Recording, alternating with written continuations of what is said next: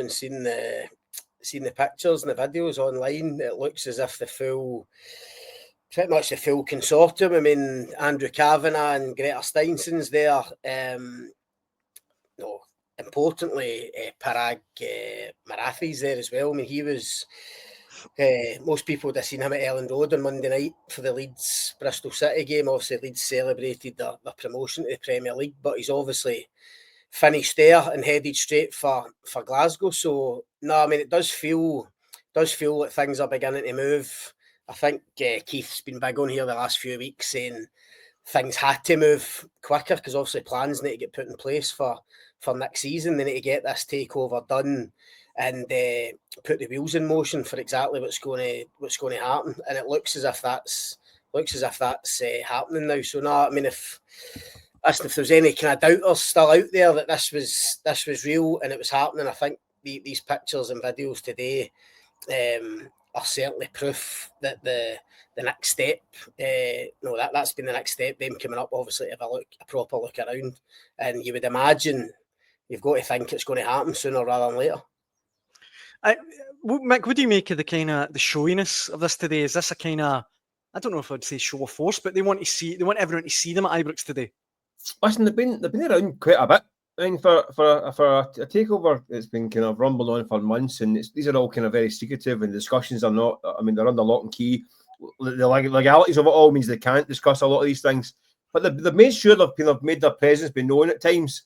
Here's another one wandering about in plain sight. They're not sneaking about, which is a way of kind of letting punters know, listen, relax, things are happening, but it's all ticking along nicely without actually saying too much, because they can't say too much while it's all kind of going through the legal process. We know these things are very delicate.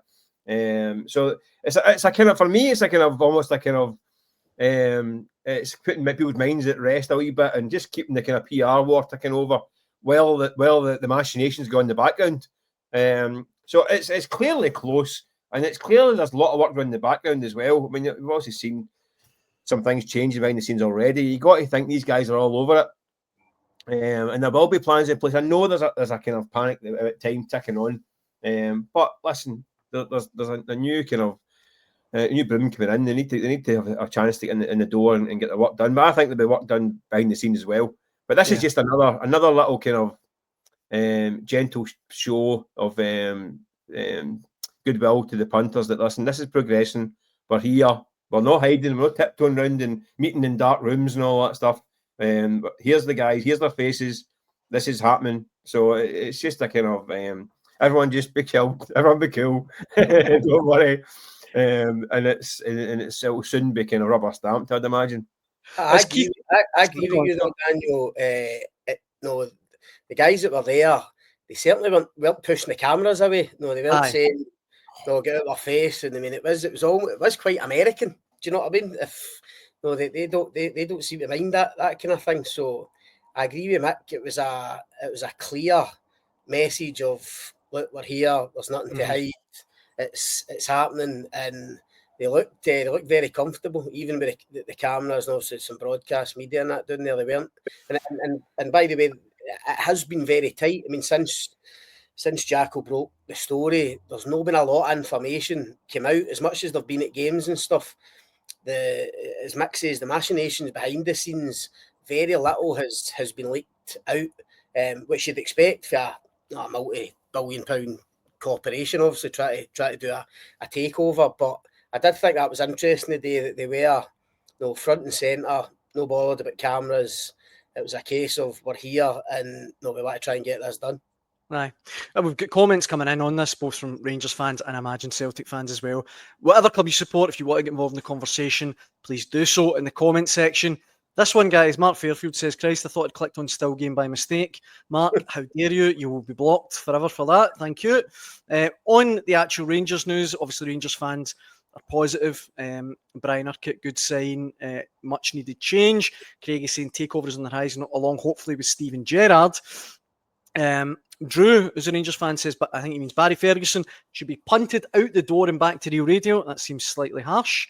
And obviously there's Celtic fans on who are having a wee bit of a laugh at Rangers' expense. They don't seem particularly worried by the takeover. Hoopsaholic says Andrew Cavenagh, the world's biggest producer of Deludimo. But Going back to the comments about the Rangers stuff there is a lot of work to be done. I mean, the entry will be huge when this takeover eventually does go through.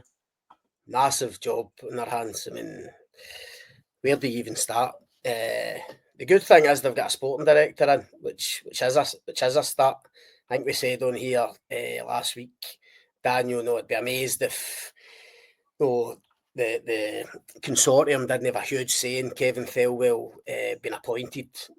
So everything is aligned. He's the kind of first guy in the door. But you're right. I mean, on the pitch and off the pitch, massive amounts of work to do. And listen, the key thing is, as we all know, in Glasgow, you don't got a lot of time to do it. I mean, that I don't believe they're no daft enough to come in and think this is a 4 or 5 year project to get Rangers back to the top. I don't think it's like a lot of these clubs that are involved in kind of multi ownership, like a Nice or a Union Saint-Gilloise, where you can put a 5 year plan in place to get them at a certain point. This is unique. This is different. Rangers, Glasgow, the old firm. The demand will be there right away. Rangers fans will demand that there's a title challenge next season. The Americans will just be in the door, irrespective of how much money gets spent.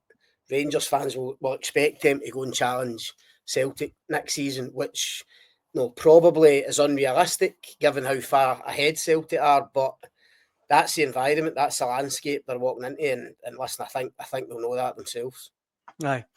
Some of the comments coming in, Mark here says, he's talking about players that are coming in. He says Rangers has to get a balance with European players, British players. Coppin brought in a good European type players, but not for the Scottish game. We need 14 in, 18 players out. This one as well, Brian Spence is another. Yeah, he talks about the guys matching chinos, but he says, let's hope we're signing matching level of players who can show more grit and determination every game they play for Rangers.